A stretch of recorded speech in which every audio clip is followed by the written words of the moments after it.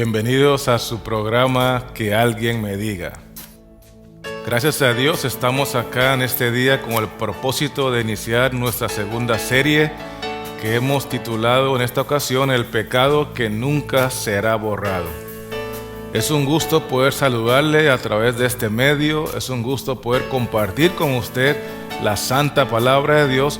Y como cada vez que nos reunimos siempre invocamos el nombre de Dios en oración, hoy también lo vamos a hacer para pedir su dirección y sobre todo para pedir sabiduría, de manera que podamos entender su palabra y podamos salir edificados, fortalecidos y en victoria. Por eso vamos a orar en este momento para que juntos en el nombre de Jesús podamos recibir su bendición. Oremos. Padre Celestial, alabamos y glorificamos tu nombre por el privilegio que nos das de poder reunirnos a través de este medio, su programa, Que Alguien Me Diga, con el propósito de glorificar tu nombre, escudriñar tu palabra y crecer en conocimiento de la palabra de Dios, pero también de la persona de Cristo Jesús. Danos tu bendición, Señor, de acuerdo a tu voluntad, y permite que juntos todos vamos a recibir sabiduría del cielo, porque oramos en el nombre que es sobre todo nombre, en el nombre de Jesús. Amén. Nuestra primera pregunta de la serie El pecado que nunca será borrado dice de la siguiente manera: ¿qué debemos de hacer para que nuestros pecados sean perdonados? Vamos a leer en primera instancia lo que dice la Biblia en el libro de Hechos, el capítulo 2 y el versículo 38.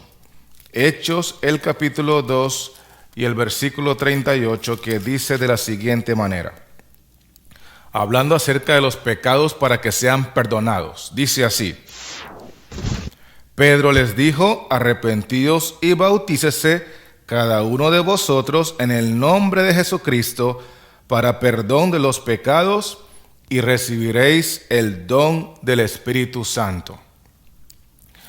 Aquí encontramos varias características o varias condiciones que el ser humano debe de cumplir si desea que sus pecados sean perdonados. Número 1, el texto dice que yo debo de arrepentirme. Y número 2, el texto también dice que yo debo de ser bautizado. Ahora, cuando hablamos de arrepentimiento y bautismo, debemos de tomar en cuenta que el arrepentimiento debe ser genuino, es decir, debe ser de corazón. Porque mucha gente se arrepiente, pero no de corazón. Más adelante vamos a leer en la Biblia que hay personas que se arrepienten de sus consecuencias, pero no se arrepienten de sus pecados. Y el arrepentimiento que estamos leyendo aquí debe ser de mis pecados. Me arrepiento de haber pecado contra Dios. Me arrepiento de haberle fallado a Dios. Cuando yo siento dolor por mi pecado y me siento mal por fallarle a Dios, ese arrepentimiento es genuino y es de corazón. La otra condición o la otra característica tiene que ver con el bautismo. Porque si bien es cierto, mucha gente se bautiza, debo decirle que para que sea un bautismo agradable ante los ojos de Dios, ese bautismo debe de hacerse con fe. Porque otros se bautizan con motivaciones distintas, pero cuando el cristiano genuino se arrepiente y se bautiza con fe, debo garantizarle por la palabra de Dios que todos sus pecados serán perdonados inmediatamente, porque Dios es bueno y para siempre es su misericordia. La Biblia dice que Dios es amplio en perdonar. Él es grande en misericordia. Y cuando el pecador, independientemente a su pecado, llámese adulterio, mentira, codicia, envidia, narcotráfico, cualquiera que sea su pecado, cuando se arrepiente de corazón y se bautiza con fe, todos sus pecados son perdonados, porque Dios lo promete así en su palabra. Ahora bien, si estamos hablando de arrepentimiento y bautismo, no podemos continuar sin leer este texto que se encuentra en 2 Corintios, el capítulo 7 y el versículo 10. 2 Corintios 7 y el versículo 10, que dice así: porque la tristeza que es según Dios produce arrepentimiento para salvación, de que no hay que arrepentirse, pero la tristeza del mundo produce muerte. Aquí el apóstol está hablando de dos tipos de tristezas o dos tipos de arrepentimiento. Un arrepentimiento produce salvación, es el genuino, el de corazón, el que estábamos hablando ahorita, que es necesario que la persona experimente cuando se va a bautizar. Arrepentimiento genuino de corazón que es para salvación. El sinónimo que aparece aquí en el versículo 10 es tristeza, es decir, un arrepentimiento que es tristeza en el corazón del pecador por haberle fallado a Dios, por haber pecado contra Dios. Pero el texto también habla de otro tipo de arrepentimiento, o más bien otro tipo de tristeza, que es para condenación, que en realidad sucede cuando la persona no está arrepentida por haberle fallado a Dios, sino que más bien se siente arrepentido por las consecuencias de su pecado. Uno a veces se mete en tanto lío y tanto enredo que no se arrepiente de haber hecho lo que hizo, pero no está arrepentido de haberle fallado a Dios. Más bien, qué lástima que me salió mal, qué lástima que me agarraron, qué lástima que no salí antes de tiempo, porque si no, no estaría hoy preso. Arrepentimiento para salvación, arrepentimiento para condenación. El versículo dice que nosotros debemos de experimentar el arrepentimiento o la tristeza para salvación que es producida por Dios porque es el resultado de la obra del Espíritu Santo. La Biblia dice que Dios produce en nosotros el querer como el hacer por su buena voluntad. Y cuando yo experimento este tipo de arrepentimiento para honra y gloria de Dios, puedo estar seguro que todos mis pecados serán perdonados independientemente a cuántos fueron y cuán perversos fueron. Dios es tan bueno, es tan misericordioso, es tan grande en perdonar que cuando experimento esto, téngalo por seguro, mis pecados fueron perdonados. Pero recuerda que estamos hablando de dos condiciones. Una condición es el arrepentimiento y la otra condición es el bautismo. Quiero ahora tomar un momento para hablar acerca del bautismo. Y para eso voy a leer un texto que está registrado en San Marcos, el capítulo 16 y los versículos 15 y 16 que dicen así. Y les dijo: id por todo el mundo y predicar el evangelio a toda criatura. El que creyere y fuere bautizado será salvo, mas el que no creyere será condenado.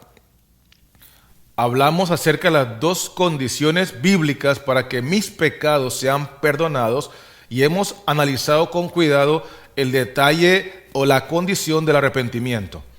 Pero para terminar esta pregunta es necesario ver también la condición del bautismo que debe ser realizada, según la Biblia, con un elemento fundamental que se llama la fe. Porque Marcos 16:16 dice, el que creyere, ¿el que qué?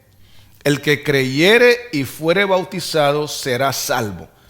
Un bautismo sin fe no tiene ningún resultado provechoso para el pecador. Pero cuando el bautismo es hecho con fe, ¿fe en qué? Bueno, fe en lo que escuchó, porque el texto previo dice, versículo 15, ir por todo el mundo y predicar el evangelio. O sea, fe en el evangelio que escuchó y fe en el personaje central del evangelio que es Cristo Jesús. Fe en la palabra y fe en la persona. Fe en Cristo y fe en su enseñanza. Porque cuando uno cree en la palabra y cree en Cristo y se bautiza con fe, hermano que me escucha, tus pecados serán perdonados porque así lo enseña la palabra del Señor.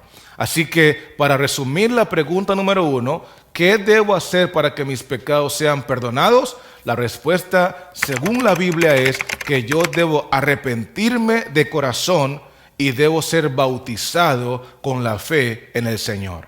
Teniendo eso en mente, me gustaría entonces preguntar lo siguiente: ¿qué debo de hacer para que mis pecados sean borrados?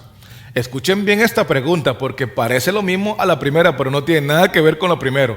Lo primero fue, ¿qué debo de hacer para que mis pecados sean perdonados? Pero ahora estamos preguntando, ¿qué es lo que yo debo de hacer para que aquellos pecados que ya fueron perdonados ahora puedan ser borrados?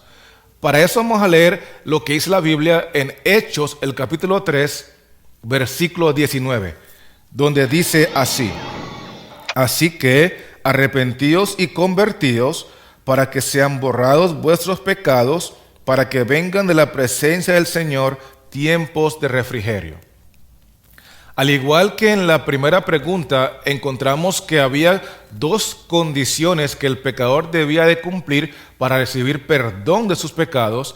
Aquí también encontramos dos condiciones que debe de cumplir el pecador para que sus pecados, que ya fueron previamente perdonados, ahora sean borrados. Y el versículo 19 es muy claro al decir que, número 1, el pecador debe arrepentirse.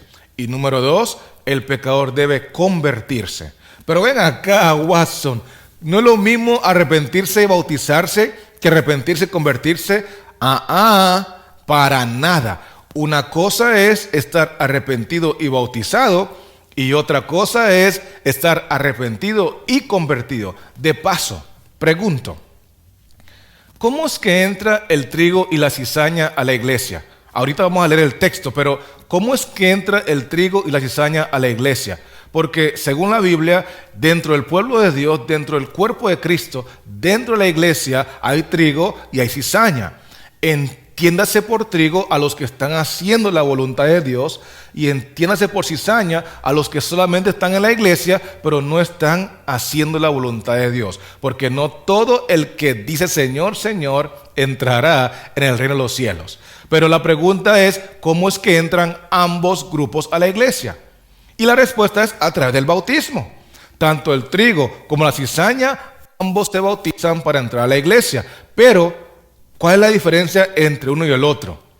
Permítame leer con usted lo que dice la Biblia en San Mateo, el capítulo 13, versículos 37 al 39. Mateo 13, 37 al 39. Dice de la siguiente manera: respondiendo él les dijo, el que siembra la buena semilla es el Hijo del Hombre. El campo es el mundo. La buena semilla son los hijos del reino, y las cizañas son los hijos del malo. El enemigo que la sembró es el diablo. La siega es el fin del siglo, y los segadores son los ángeles. Aquí encontramos los versículos que confirman lo que estaba diciendo anteriormente, que en la iglesia hay dos tipos de personas. El trigo representa a los que están haciendo la voluntad de Dios, y la cizaña representa a los que solamente dicen Señor, Señor, pero no hacen la voluntad de nuestro Padre que está en los cielos. Lo interesante es que estos dos grupos, ambos entran a la iglesia a través del bautismo. La diferencia entre uno y el otro es que unos están solamente bautizados, la cizaña, y otros están bautizados y convertidos, que son el trigo. Entonces, la bendición más grande que va a experimentar los que están bautizados y convertidos, en este caso el trigo, es que sus pecados, además de que sean perdonados, también serán borrados, porque hay poder en Jesús para perdonar y también para borrar. Pero como no todos los que estamos en la iglesia estamos convertidos, entonces algunos tendremos que experimentar lo que es disfrutar el perdón de Dios, pero no disfrutaremos que Dios borre nuestros pecados porque no cumplimos con las dos condiciones. ¿Se acuerda cuáles son? A ver, si estamos conectados, ¿cuáles son las dos condiciones para que mis pecados sean perdonados? Vamos a ver, ¿cuáles son? Arrepentimiento y bautismo. Pero para que ahora mis pecados que ya fueron perdonados sean borrados, escuchen bien, sean borrados, ¿cuáles son las dos condiciones? Entonces la Biblia dice en Hechos 3:19 que yo debo ser arrepentido, o sea, me debo arrepentir de mis pecados, ¿y qué más? Debo experimentar una conversión. La palabra arrepentimiento tiene que ver con un cambio de pensamiento. Yo tengo un cambio de pensar. Pensaba de una manera antes, ahora pienso de otra. Y como he tenido y experimentado un cambio de pensamiento, las cosas que hago ahora me duelen y me afectan porque entiendo que eso le hiere el corazón a Dios. Y la palabra conversión tiene que ver con un cambio de conducta. O sea que primero tengo un cambio de pensamiento que provoca en mí un cambio de conducta. Cuando yo tengo un cambio de conducta, ya no hago lo mismo que hacía antes, porque ya no vivo yo, mas vive Cristo en mí. Y en el pueblo de Dios, en la iglesia, lastimosamente, no todos tenemos un cambio de conducta porque no todos estamos convertidos. El trigo está convertido, la cizaña no. Las vírgenes prudentes están convertidas, las insensatas no. Las ovejas están convertidas, pero los cabritos no. El que edifica su casa sobre la roca está convertido, pero el que lo edifica sobre la arena no. Así que, ¿en qué condición estoy yo hoy? ¿Estoy arrepentido? ¿Estoy bautizado? ¿Estoy convertido? ¿En qué condición estoy yo hoy? Porque la Biblia dice que todos los que estamos en este mundo estamos en uno u otro grupo. Y de paso, me gustaría analizar un versículo que se encuentra en 2 Corintios, el capítulo 5 y el versículo 17, que dice lo siguiente. 2 Corintios 5, 17. De modo que si alguno está en Cristo, nueva criatura es. Las cosas viejas pasaron, he aquí todas son hechas nuevas. Esto es muy importante a la luz de lo que estamos estudiando, porque la persona que se arrepiente, se bautiza y está convertida es una nueva criatura por el poder de Dios. Esa persona que se arrepintió tuvo un cambio de pensamiento, porque la palabra arrepentirse tiene que ver con un cambio de pensar. Antes pensaba de una manera, ahora pienso de otra. Pero acompañado al arrepentimiento encontramos la conversión de esa persona. Y así como el arrepentimiento es un cambio de pensamiento, la conversión es un cambio de conducta. Por eso es imposible estar en Cristo y seguir viviendo la vida antigua. Esto no se puede negociar. El árbol bueno no puede dar malos frutos y el árbol malo no puede dar buenos frutos. Es imposible estar en comunión con Cristo, en relación con Cristo, consagrado a Cristo, perseverando en Cristo, permaneciendo en Cristo y seguir viviendo la misma vida.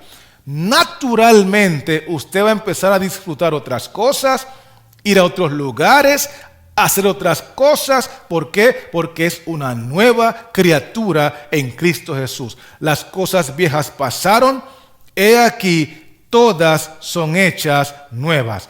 ¿Cuántas cosas son hechas nuevas? Todas. Antes me gustaba beber, ahora no me gusta el alcohol. Antes me gustaba maldecir, ahora me siento incómodo cuando maldigo. Antes me gustaba hacer cosas que deshonraban el nombre de Dios, ahora cuando lo hago me siento mal. ¿Por qué? Porque soy una nueva criatura. Y eso solamente ocurre cuando hay una conversión genuina por el poder de Dios. Por lo tanto, las condiciones para que mis pecados sean borrados, según la palabra del Señor, yo debo experimentar un arrepentimiento genuino de corazón y yo debo convertirme genuinamente y plenamente a Cristo Jesús. Continuando con esto, entonces, llegamos al final de nuestro primer tema de la serie El pecado que nunca será borrado. Y para finalizar, queremos analizar qué tiene que ver el Señor Jesús con todo este asunto de nuestros pecados. Porque, por ejemplo, en 1 de Pedro, el capítulo 2 y el versículo 24 dice de la siguiente manera: quien llevó él mismo nuestros pecados en su cuerpo sobre el madero, para que nosotros, estando muertos a los pecados, vivamos a la justicia, y por cuya herida fuisteis sanados. ¿Qué tiene que ver el Señor Jesús con todo este asunto de nuestros pecados? Bueno, en 1 de Pedro hemos leído que la Biblia dice que Jesús, Él mismo, llevó nuestros pecados sobre su cuerpo cuando estaba colgando sobre el madero. Significa entonces que Jesús tiene una participación directa con todo este asunto que tiene que ver con nuestros pecados, porque Él mismo, no fue otro, fue Él mismo que lo llevó sobre el madero. Y debo decirle que llevó los pecados de todos los seres humanos, desde el primero que nació, o más bien el primero que Dios creó, hasta el último que nació. Todos nuestros pecados Jesús los cargó en la cruz, porque Él es el Cordero de Dios que quita el pecado del mundo. Y cuando colgaba en la cruz, mencionó varias frases en momentos distintos, pero de las 7 frases que él mencionó, hay una que me gustaría enfatizar en esta hora. Y para eso vamos a leerlo del Evangelio de San Lucas, el capítulo 23 y el versículo 34. Lucas 23, 34 dice así: Y Jesús decía: Padre, perdónalos porque no saben lo que hacen. Y repartieron entre sí sus vestidos, echando suertes. Yo no sé si usted analizó con cuidado la expresión o las palabras que salieron de la boca de Jesús cuando colgaba sobre el madero, llevando sobre sí mismo todos nuestros pecados. Jesús no le pidió a su Padre que borrara nuestros pecados. La oración que elevó Jesús en los momentos de su máxima agonía estaba enfocada a que su Padre nos perdonara los pecados, porque Jesús entendía perfectamente que una cosa es que nuestro Padre Celestial nos perdone los pecados y otra cosa es que nuestro Padre Celestial nos borre los pecados. Y en la cruz del Calvario, Él estaba cumpliendo con una faceta en el plan de salvación, donde lo único que Él podía alcanzar por nosotros, por nuestros pecados, era el perdón. Porque como cordero fue llevado al matadero, y como cordero lo único que logró obtener para nosotros con su sacrificio fue el perdón. Padre, perdónalos porque no saben lo que hacen. Pero gracias a Dios que Jesús no solamente es el Cordero. La Biblia enseña que además de Cordero, Él también cumple otras facetas dentro del gran plan de salvación. Y la que me gustaría en este momento compartirle es la faceta que está registrada en Primera de Juan, el capítulo 2 y el versículo 1, que dice así: Estas cosas os escribo para que no pequéis. Y si alguno hubiere pecado, abogado tenemos para con el Padre, a Jesucristo el justo. Aquí encontramos otra faceta dentro del gran plan de salvación que desarrolla Jesús a favor de los pecadores.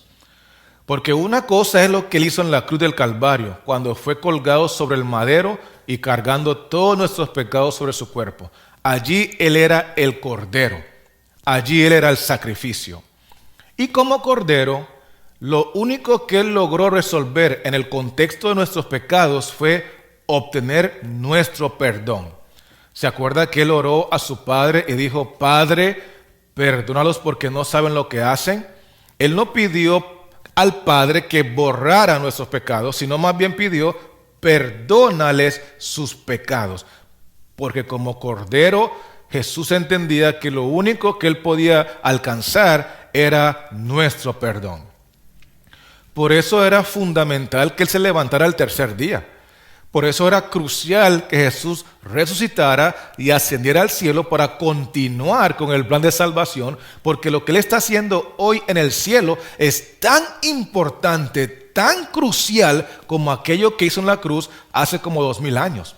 De hecho, que si yo rechazo la obra de intercesión de Cristo, donde Él como abogado se presenta en la corte celestial ante el juez, buscando la manera de que mis pecados, que ya fueron perdonados, ahora puedan ser borrados. Si yo rechazo esa obra de Cristo en el cielo, estoy corriendo el riesgo de perder la salvación, porque la salvación inicia con Cristo y termina con Cristo. Es el principio, es el final. Es el primero, es el último. Como Cordero inició el plan de salvación al alcanzar mi perdón, pero como abogado culmina el plan de salvación logrando que mis pecados perdonados sean borrados del registro celestial y sean limpiados del récord celestial, para que ya yo sea absuelto de la condenación perpetua, porque hay insuficiencia de pruebas. Imagínese usted, amigo que me escucha, que todo lo que yo he hecho en la vida está registrado en la corte celestial, en la base de datos celestial, y eso es suficiente para condenarme. Por eso Cristo ascendió al cielo. Por eso se presenta ante el Padre para interceder por mí. Por eso me invita a acercarme confiadamente al trono de la gracia para alcanzar misericordia y gracia, porque Él entiende que yo soy débil, pero cuando me acerco a Él, entonces recibo fortaleza y poder para vencer, para apartarme los pecados, para apartarme las maldades, porque si yo estoy en Cristo, nueva criatura soy. Las cosas viejas pasaron, he aquí todas son hechas nuevas. Y cuando yo me arrepiento, me bautizo y me convierto, no solamente disfruto el perdón, sino que también disfruto que Cristo recibe mi autorización para borrar todo aquello que está registrado en mi contra y que me condena. Y cuando ya eso no esté registrado, entonces, por la gracia de Dios, la sentencia será a favor de este pecador, porque ha sido arrepentido, bautizado y convertido. Y como ya no hay nada registrado, entonces es liberado y absuelto de su condenación, porque las pruebas son insuficientes. Todo eso lo hace Cristo, mi amigo. Todo eso lo hace Cristo, mi hermana. Cristo perdona, Cristo borra, Cristo salva. Cristo es la esperanza de gloria para el pecador más vil del mundo, para el pecador más débil del mundo. Y 1 Juan 2 y el versículo 2 dice: y Él es la propiciación por nuestros pecados, y no solamente por los nuestros, sino también por los de todo el mundo, porque Cristo no solamente es el abogado, sino también es el sacrificio. Y es el sacrificio perfecto para todos los pecadores del mundo. Y es el abogado perfecto para todos los pecadores del mundo. Llámese adúltero, llámese mentiroso, llámese idólatra, llámese homicida, cualquiera que sea tu pecado, cualquiera que sea mi pecado, este abogado no pierde casos, porque Él salva a orgullosos, Él salva a codiciosos, Él salva a rencorosos, Él salva mentirosos, Él salva, Él perdona, Él convierte, Él borra, Él hace toda la obra en la vida del pecador por la persona del Espíritu Santo. Por eso Él es tan importante en este asunto de nuestros pecados, porque como cordero logró mi perdón, y como abogado Él logra absolverme de mi condenación, porque las pruebas son insuficientes cuando Él logra borrarlos del registro celestial. Y para que lo pueda borrar, lo único que Él quiere de ti, lo único que Él quiere de mí, es que me arrepienta de corazón y me convierta de corazón, porque hay poder en Cristo para salvar y hay poder en Cristo para transformar. Por eso, mi amigo que me escucha, me despido de este programa, me despido de esta serie, sin antes recordarle que nos vemos sin falta en la segunda parte del tema El pecado que nunca será borrado, en el cual estaremos estudiando otras facetas de Cristo en el gran plan de salvación, porque Cristo viene pronto y quiere que usted esté preparado para morar con Él por la eternidad. Que Dios te bendiga y que la paz del Señor sea en tu corazón.